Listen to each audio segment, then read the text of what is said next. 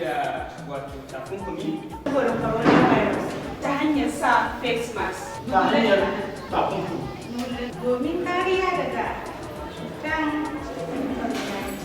a tabbata ka amfani da shi ba saboda kamuwa da ka coronavirus. ina kira ga sauran mutane duk lokacin da zai shiga cunkoso na kan sawa a fuskata kai ma ina kiran ka saka wanda wannan ina kare kaina daga cutar covid-19 ta hanyar amfani da face mask. ina amfani da face mask Na amfani da bas insha Allah ko ina na shi insha Allah. Saboda kare kaina da al'ummata daga coronavirus. Domin kariya daga cutar covid-19. kowa ya amfani da wannan mask din domin lafiyar Wajen kare kaina daga COVID-19. wajen amfani da face mask kamar yadda zan sa a haka.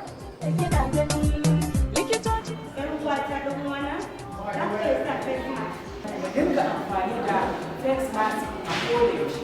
Da matsaloli iri-iri na wannan ƙarshen zamani